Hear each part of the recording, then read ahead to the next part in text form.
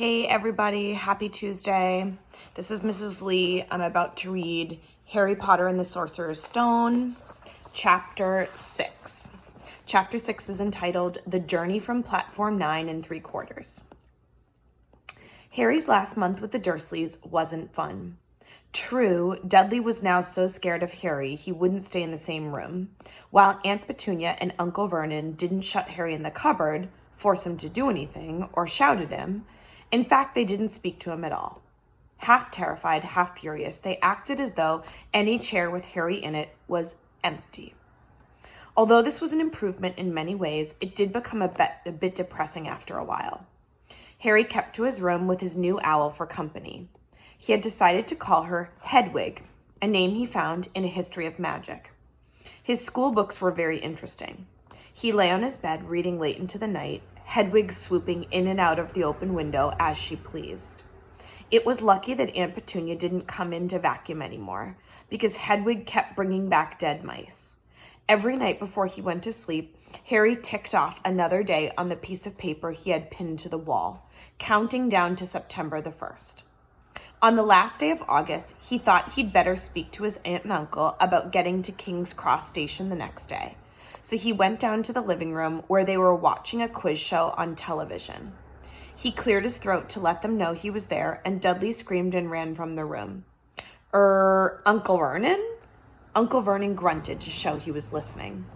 I need to be at King's Cross tomorrow to go to Hogwarts. Uncle Vernon grunted again. Would it be all right if you gave me a lift? Grunt. Harry supposed that meant yes. Thank you.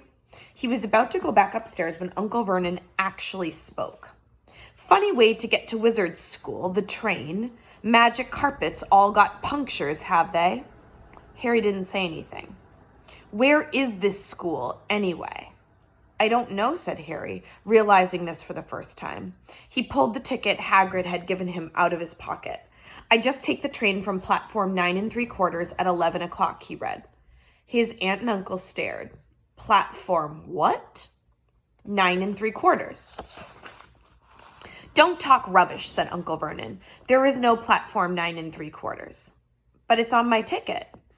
Barking, said Uncle Vernon. Howling mad, the lot of them. You'll see. You just wait. All right, we'll take you to King's Cross. We're going up to London tomorrow anyway, or I wouldn't bother. Why are you going to London? Harry asked, trying to keep things friendly. Taking Dudley to the hospital, growled Uncle Vernon. Got to have that ruddy tail removed before he goes to Smeltings. Harry woke at 5 o'clock the next morning and was too excited and nervous to go back to sleep. He got up and pulled on his jeans because he didn't want to walk into the station in his wizard's robes. He'd change on the train. He checked his Hogwarts list yet again to make sure he had everything he needed. Saw that Hedwig was shut safely in her cage, and then paced the room waiting for the Dursleys to get up. 2 hours later, Harry's huge heavy trunk had been loaded into the Dursleys' car. Aunt Petunia had talked Dudley into sitting next to Harry, and they had set off. They had reached King's Cross at 10:30. Uncle Vernon dumped Harry's trunk onto a cart and wheeled it into the station for him. Harry thought this was strangely kind until Uncle Vernon stopped dead, facing the platforms with a nasty grin on his face. Well, there you are, boy. Platform 9, platform 10. Your platform should be somewhere in the middle, but they don't seem to have built it yet, do they? He was quite right, of course. There was a big plastic number 9 over one platform and a big plastic number 10 over the one next to it. And in the middle, nothing at all. Have a good term, said Uncle Vernon with an even nastier smile. He left without another word. Harry turned and saw the Dursleys drive away.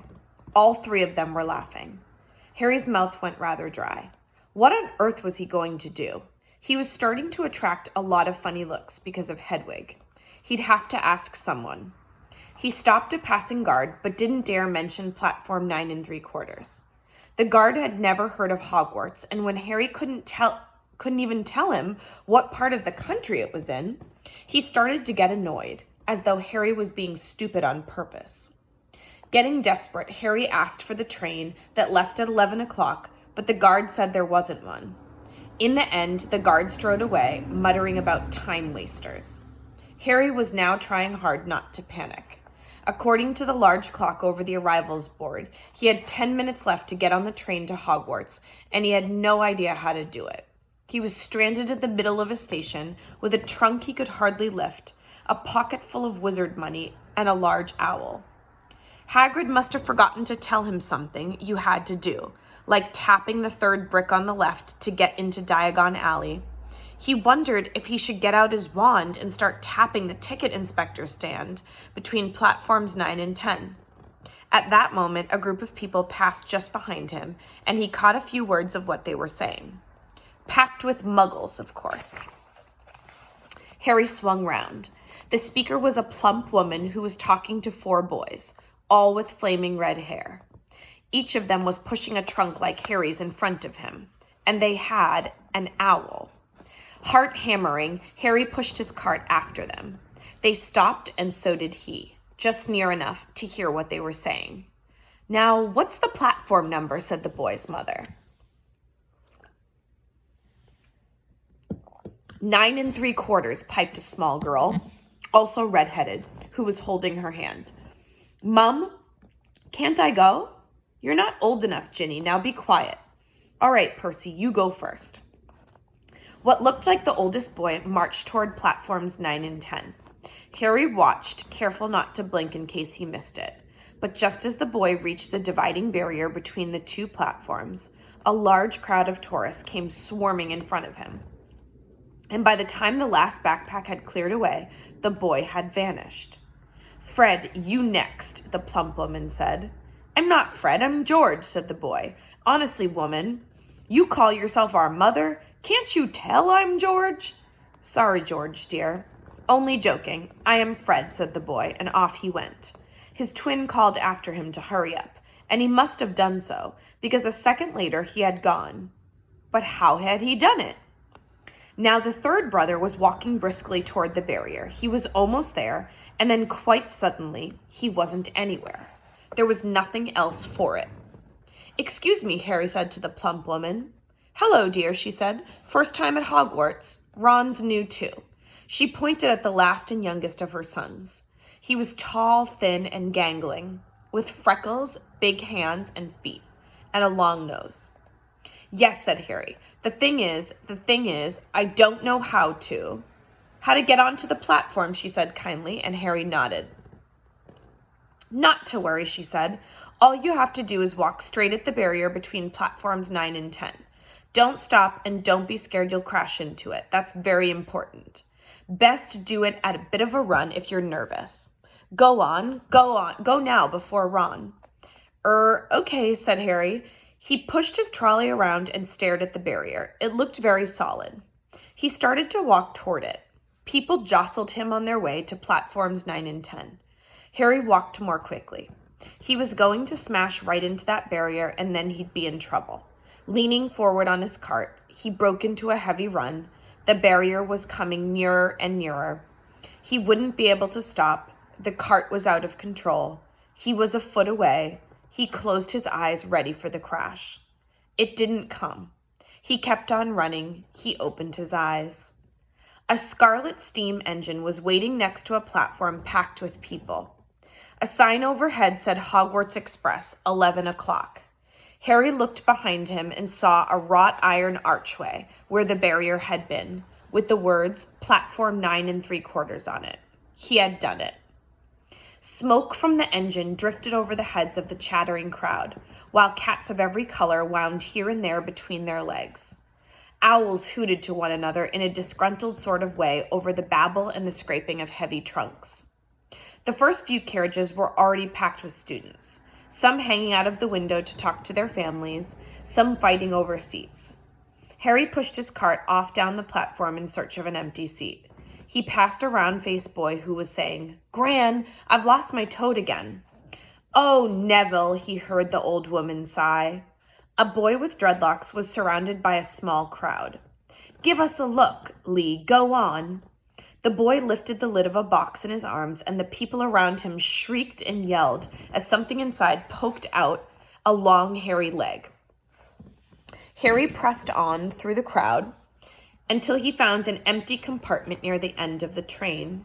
He put Hedwig inside first, and then started to shove and heave his trunk toward the train door. He tried to lift it up the steps, but could hardly raise one end, and twice he dropped it painfully on his foot. Want a hand? It was one of the red-haired twins he'd followed through the barrier. Yes, please, Harry panted. Oi, Fred, come here and help. With the twins' help, Harry's trunk was at last tucked away in a corner of the compartment. Thanks, said Harry, pushing his sweaty hair out of his eyes. What's that? Said one of the twins suddenly, pointing at Harry's lightning scar. Blind me, said the other twin. Are you? He is, said the first twin. Aren't you? He added to Harry. What? Said Harry. Harry Potter, chorused the twins. Oh, him, said Harry. I mean, yes, I am. The two boys gawked at him, and Harry felt himself turning red. Then, to his relief, a voice came floating in through the train's open door. Fred? George? Are you there? Coming, Mum. With a last look at Harry, the twins hopped off the train. Harry sat down next to the window, where, half hidden, he could watch the red-haired family on the platform and hear what they were saying. Their mother had just taken out her handkerchief. Ron, you've got something on your nose. The youngest boy tried to jerk out of the way, but she grabbed him and began rubbing the end of his nose. Mum, giraffe. He wriggled free. Ah, has Ickle Ronnie got something on his nosy, said one of the twins. Shut up, said Ron. Where's Percy, said their mother. He's coming now. The oldest boy came striding into sight. He had already changed into his billowing black Hogwarts robes, and Harry noticed a shiny red and gold badge on his chest with the letter P on it. Can't stay long, Mother, he said. I'm up front. The prefects have got 2 compartments to themselves. Oh, are you a prefect, Percy? Said one of the twins with an air of great surprise. You should have said something. We had no idea. Hang on, I think I remember him saying something about it, said the other twin. Once or twice, a minute, all summer. Oh, shut up, said Percy the prefect. How come Percy gets new robes anyway, said one of the twins. Because he's a prefect, said their mother fondly. All right, dear. Well, have a good term. Send me an owl when you get there. She kissed Percy on the cheek and he left. Then she turned to the twins. Now you two, this here, you behave yourselves. If I get one more owl telling me you've blown up a toilet or blown up a toilet, we've never blown up a toilet. Great idea though. Thanks, Mum. It's not funny, and look after Ron. Don't worry, Ickle Ronnikins is safe with us. Shut up, said Ron again. He was almost as tall as the twins already, and his nose was still pink where his mother had rubbed it. Hey, Mum, guess what? Guess who we just met on the train? Harry leaned back quickly so they couldn't see him looking. You know that black-haired boy who was near us in the station? Know who he is? Who? Harry Potter! Harry heard the little girl's voice. Oh, Mum, can I go on the train and see him, Mum? Oh, please. You've already seen him, Ginny, and the poor boy isn't something you goggle at in a zoo. Is he really, Fred? How do you know? Asked him, saw his scar. It's really there, like lightning. Poor dear, no wonder he was alone, I wondered. He was ever so polite when he asked how to get onto the platform. Never mind that. Do you think he remembers what you-know-who looks like? Their mother suddenly became very stern. I forbid you to ask him, Fred. No, don't you dare. As though he needs reminding of that on his first day at school. All right, keep your hair on. A whistle sounded. Hurry up, their mother said, and the 3 boys clambered onto the train. They leaned out of the window for her to kiss them goodbye, and their younger sister began to cry. Don't, Ginny. We'll send you loads of owls. We'll send you a Hogwarts toilet seat. George! Only joking, Mum. The train began to move. Harry saw the boy's mother waving and their sister half laughing, half crying, running to keep up with the train until it gathered too much speed. Then she fell back and waved. Harry watched the girl and her mother disappear as the train rounded the corner. Houses flashed past the window. Harry felt a great leap of excitement. He didn't know what he was going to, he didn't know what he was going to, but it had to be better than what he was leaving behind. The door of the compartment slid open and the youngest red-headed boy came in. "Anyone sitting there?" he asked, pointing at the seat opposite Harry. "Everywhere else is full." Harry shook his head and the boy sat down. He glanced at Harry and then looked quickly out of the window, pretending he hadn't looked. Harry saw he still had a black mark on his nose. "Hey, Ron." The twins were back. "Listen, we're going down the middle of the train. Lee Jordan's got a giant tarantula down there." "Right," mumbled Ron. "Harry," said the other twin, "did we introduce ourselves?" "Fred and George Weasley, and this is Ron, our brother. See you later, then." "Bye," said Harry and Ron. The twins slid the compartment door shut behind them.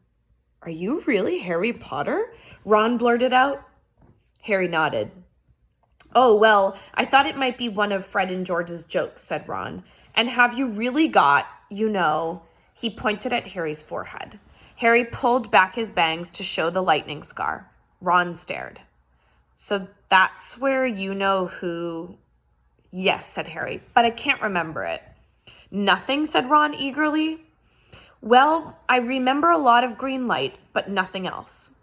"Wow," said Ron. He sat and stared at Harry for a few moments. Then, as though he had suddenly realized what he was doing, he looked quickly out of the windows again. "Are all your family wizards?" asked Harry, who found Ron just as interesting as Ron found him. Yes, I think so," said Ron. "I think Mum's got a second cousin who's an accountant, but we never talk about him." "So you must know loads of magic already." The Weasleys were clearly one of those old wizarding families the pale boy in Diagon Alley had talked about. "I heard you went to live with Muggles," said Ron. "What are they like?" "Horrible. Well, not all of them. My aunt and uncle and cousin are, though. Wish I'd had 3 wizard brothers." 5, said Ron. For some reason, he was looking gloomy. "I'm the 6th in our family to go to Hogwarts. You could say I've got a lot to live up to.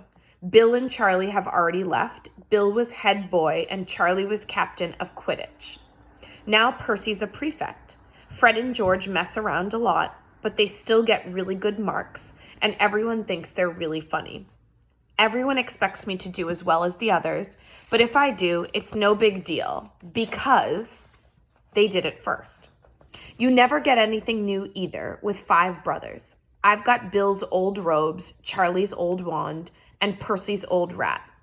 Ron reached inside his jacket and pulled out a fat gray rat, which was asleep. "His name's Scabbers, and he's useless. He hardly ever wakes up. Percy got an owl for my dad for being made a prefect, but they couldn't, I got Scabbers instead." Ron's ears went pink. He seemed to think he'd said too much, because he went back to staring out of the window. Harry didn't think there was anything wrong with not being able to afford an owl.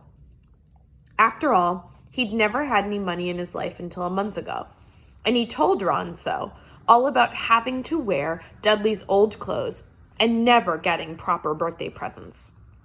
This seemed to cheer Ron up. "And until Hagrid had told me, I didn't know anything about being a wizard, or about my parents, or Voldemort." Ron gasped. "What?" said Harry. "You said you know whose name," said Ron, sounding both shocked and impressed. "I'd have thought you, of all people—" "I'm not trying to be brave or anything, saying the name," said Harry. "I just never knew you shouldn't. See what I mean? I've got loads to learn, I bet," he added, voicing for the first time something that had been worrying him a lot lately. "I bet I'm the worst in the class." "You won't be. There's loads of people who come from Muggle families, and they learn quick enough." While they had been talking, the train had carried them out of London. Now they were speeding past fields full of cows and sheep. They were quiet for a time, watching the fields and lanes flick past. Around 12:30, there was a great clattering outside in the corridor, and a smiling, dimpled woman slid back their door and said, "Anything off the cart, dears?" Harry, who hadn't had any breakfast, leapt to his feet, but Ron's ears went pink again, and he muttered that he'd brought sandwiches. Harry went out into the corridor.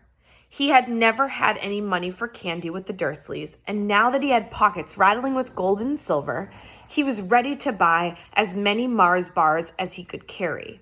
But the woman didn't have Mars bars. What she did have were Bertie Bott's every flavor beans, Drooble's best blowing gum, chocolate frogs, pumpkin pasties, cauldron cakes, licorice wands, and a number of other strange things Harry had never seen in his life. Not wanting to miss anything, he got some of everything and paid the woman 11 silver sickles and 7 bronze nuts. Ron stared at Harry, brought it all back into the compartment, and tipped it onto an empty seat. "Hungry, are you?" "Starving," said Harry, taking a large bite out of a pumpkin pasty. Ron had taken out a lumpy package and unwrapped it. There were 4 sandwiches inside. He pulled one of them apart and said, "She always forgets I don't like corned beef." "Swap you for one of these," said Harry, holding up a pasty. "Go on." "You don't want this. It's all dry," said Ron. "She hasn't got much time," he added quickly. "You know, with the 5 of us."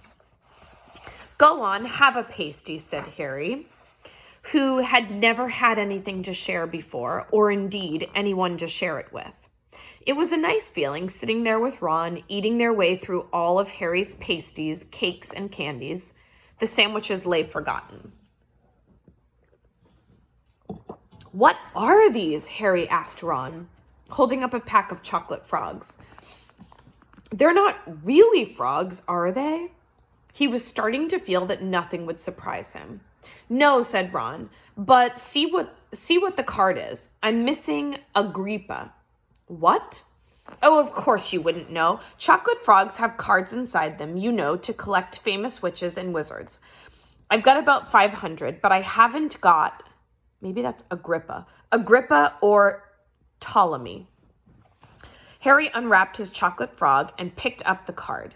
It showed a man's face. He wore half-moon glasses, had a long crooked nose, and flowing silver hair, beard, and mustache. Underneath the picture was the name Albus Dumbledore. "So this is Dumbledore," said Harry. "Don't tell me you've never heard of Dumbledore," said Ron. "Can I have a frog? I might get Agrippa." "Thanks." Harry turned over his card and read, "Albus Dumbledore, currently headmaster of Hogwarts. Considered by many the greatest wizard of modern times, Dumbledore is particularly famous for his defeat of the Dark Wizard, Grindelwald, in 1945, for the discovery of the 12 uses of dragon's blood, and his work on alchemy with his partner Nicholas Flamel.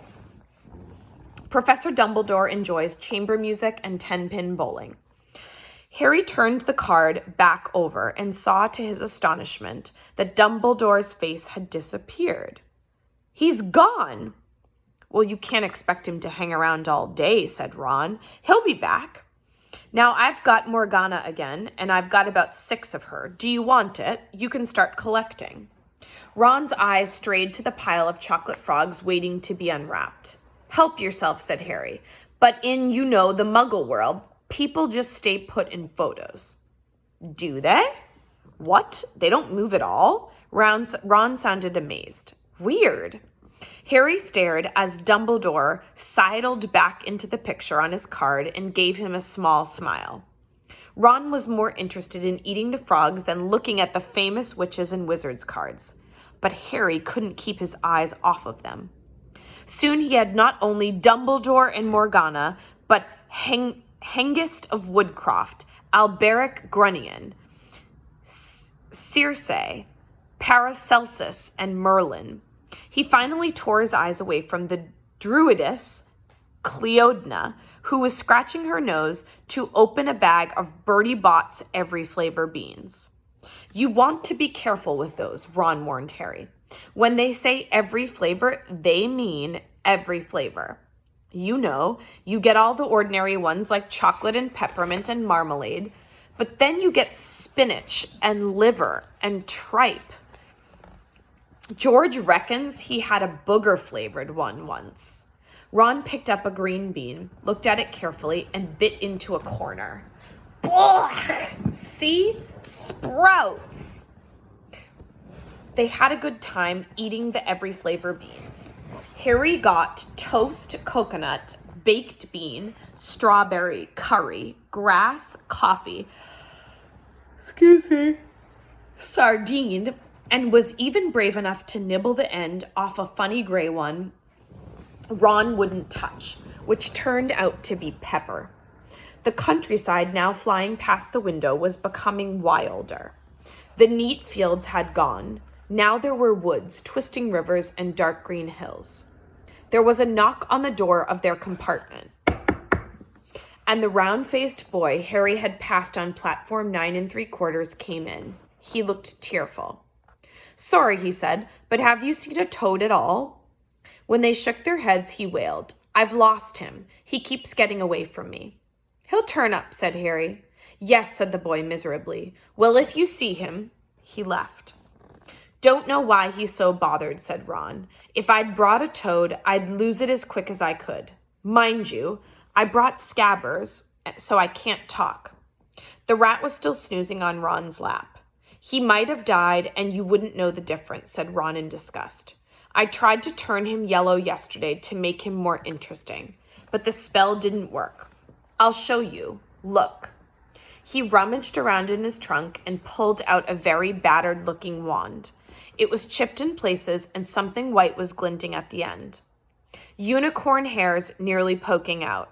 Anyway, he had just raised his wand when the compartment door slid open again. The toadless boy was back, but this time he had a girl with him. She was already wearing her new Hogwarts robes. "Has anyone seen a toad? Neville's lost one," she said.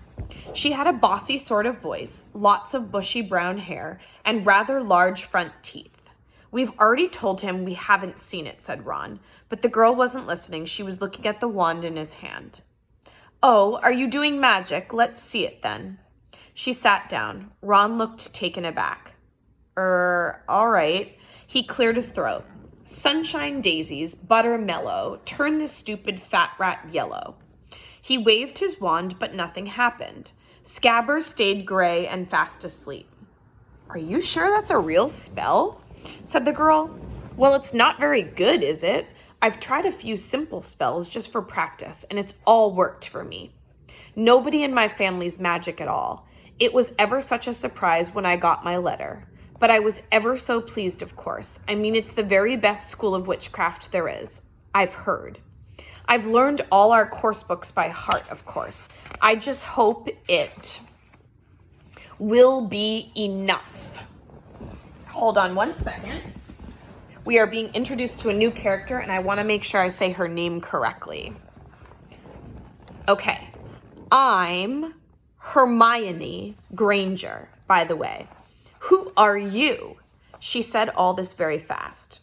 Harry looked at Ron and was relieved to see by his stunned face that he hadn't learned all the course books by heart either. "I'm Ron Weasley," Ron muttered. "Harry Potter," said Harry. "Are you really?" said Hermione. "I know all about you, of course. I got a few extra books for background reading, and you're in modern magical history and the rise and fall of the dark arts and great wizarding events of the 20th century. "Am I?" said Harry, feeling dazed. "Goodness, didn't you know? I'd have found out everything I could if it was me," said Hermione. "Do either of you know what house you'll be in? I've been asking around, and I hope I'm in Gryffindor. It sounds by far the best. I heard Dumbledore himself was in it, but I suppose Ravenclaw wouldn't be too bad. Anyway, we'd better go and look for Neville's toad. You two had better change, you know. I expect we'll be there soon." And she left, taking the toadless boy with her. "Whatever house I'm in, I hope she's not in it," said Ron. He threw his wand back into his trunk. "Stupid spell. George gave it to me. Bet he knew it was a dud." "What house are your brothers in?" asked Harry. Gryffindor, said Ron. Gloom seemed to be settling on him again. Mum and Dad were in it too. I don't know what they'll say if I'm not. I don't suppose Ravenclaw would be too bad. But imagine if they put me in Slytherin? That's the house you-know-who was in. Yeah, said Ron. He flopped back into his seat, looking depressed. You know, I think the ends of Scabbers' whiskers are a bit lighter, said Harry, trying to take Ron's mind off houses. So what do your oldest brothers do now that they've left anyway? Harry was wondering what a wizard did once he'd finished school. Charlie's in Romania studying dragons, and Bill's in Africa doing something for Gringotts, said Ron. Did you hear about Gringotts? It's been all over the Daily Prophet. But I don't suppose you get that with the Muggles. Someone tried to rob a high-security vault. Harry stared. Really? What happened to them? Nothing. That's why it's such big news. They haven't been caught. My dad says it must have been a powerful dark wizard to get round Gringotts. But they don't think they took anything. That's what's odd. Course everyone gets scared when something like this happens in case you know who's behind it. Harry turned this news over in his mind. He was starting to get a prickle of fear every time you know who was mentioned. He supposed this was all part of entering the magical world, but it had been a lot more comfortable saying Voldemort without worrying. What's your Quidditch team? Ron asked. I don't know any, Harry confessed. What? Ron looked dumbfounded. Oh, you wait. It's the best game in the world. And he was off, explaining all about the 4 balls and the positions of the 7 players, describing famous games he'd been to with his brothers, and the broomstick he'd like to get if he had the money. He was just taking Harry through the finer points of the game when the compartment door slid open yet again. But it wasn't Neville the Toadless Boy or Hermione Granger this time. 3 boys entered, and Harry recognized the middle one at once. It was the pale boy from Madame Malkin's robe shop. He was looking at Harry with a lot more interest than he'd shown back in Diagon Alley. Is it true, he said. They're saying all down the train that Harry Potter's in this compartment. So it's you, is it? Yes, said Harry. He was looking at the other boys. Both of them were thick-set and looked extremely mean. Standing on either side of the pale boy, they looked like bodyguards. Oh, this is Crabbe and this is Goyle, said the pale boy carelessly, noticing where Harry was looking. And my name's Malfoy. Draco Malfoy. It might be Draco. I'm going to have to look that up, guys. Ron gave a slight cough, which might have been hiding a snigger. Draco Malfoy looked at him. Think my name's funny, do you? No need to ask who you are. My father told me all the Weasleys have red hair, freckles, and more children than they can afford. He turned back to Harry. You'll soon find some wizarding families are much better than others, Potter. You don't want to go making friends with the wrong sort. I can help you there. He held out his hand to shake Harry's, but Harry didn't take it. I think I can tell who the wrong sort are for myself, thanks, he said coolly. Draco Malfoy didn't go red, but a pink tinge appeared in his pale cheeks. I'd be careful if I were you, Potter, he said slowly. Unless you're a bit politer, you'll go the same way as your parents. They didn't know what was good for them either. You hang round with riffraff like the Weasleys and that Hagrid, and it will rub off on you. Both Harry and Ron stood up. Say that again, Ron said, his face as red as his hair. Oh, you're going to fight us, are you? Malfoy sneered. Unless you get out now, said Harry, more bravely than he felt, because Crabbe and Goyle were a lot bigger than him or Ron. But we don't feel like leaving, do we, boys? We've eaten all our food, and you still seem to have some. Goyle reached toward the chocolate frogs next to Ron. Ron leapt forward, but before he'd so much as touched Goyle, Goyle let out a horrible yell. Scabbers the rat was hanging off his finger, sharp little teeth sunk deep into Goyle's knuckle. Crabbe and Malfoy backed away as Goyle swung Scabbers round and round, howling, and when Scabbers finally flew off and hit the window, All three of them disappeared at once.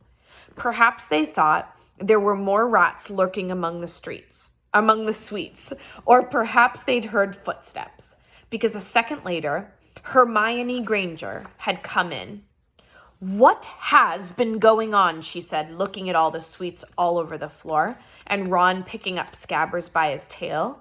"I think he's been knocked out," Ron said to Harry. He looked closer at Scabbers. "No, I don't believe it. He's gone back to sleep." And so he had. "You've met Malfoy before." Harry explained about their meeting in Diagon Alley.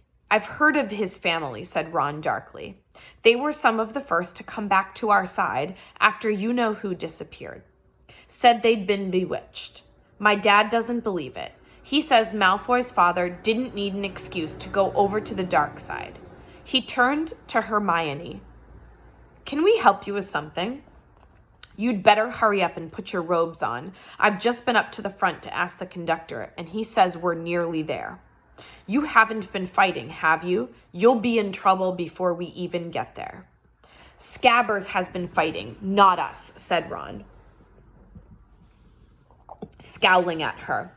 "Would you mind leaving while we change?" "All right.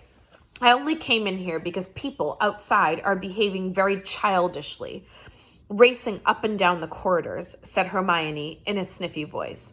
"And you've got dirt on your nose, by the way, did you know?" Ron glared at her as she left. Harry peered out of the window. It was getting dark. He could see mountains and forests under a deep purple sky. The train did seem to be slowing down. He and Ron took off their jackets and pulled on their long black robes. Ron's were a bit short for him. You could see his sneakers underneath them. A voice echoed through the train. "We will be reaching Hogwarts in 5 minutes' time. Please leave your luggage on the train. It will be taken to the school separately." Harry's stomach lurched with nerves, and Ron, he saw, looked pale under his freckles. They crammed their pockets with the last of the sweets and joined the crowd thronging the corridor. The train slowed right down and finally stopped. People pushed their way toward the door and out on to a tiny dark platform. Harry shivered in the cold night air. Then a lamp came bobbing over the heads of the students, and Harry heard a familiar voice. First years over here. All right there, Harry." Hagrid's big hairy face beamed over the sea of heads. "Come on, follow me. Any more first years? Mind your step now. First years, follow me." Slipping and stumbling, they followed Hagrid down what seemed to be a steep, narrow path. It was so dark on either side of them that Harry thought there must be thick trees there. Nobody spoke much. Neville, the boy who kept losing his toads, sniffed once or twice. "You'll get your first sight of Hogwarts in a sec," Hagrid called over his shoulder. "Just round this bend here." There was a loud ooh. The narrow path had opened suddenly onto the edge of a great black lake. Perched atop a high mountain on the other side, its windows sparkling in the starry sky, was a vast castle with many turrets and towers. "No more'n 4 to a boat," Hagrid called, pointing to a fleet of little boats sitting in the water by the shore. Harry and Ron were followed into their boat by Neville and Hermione. "Everyone in?" shouted Hagrid, who had a boat to himself.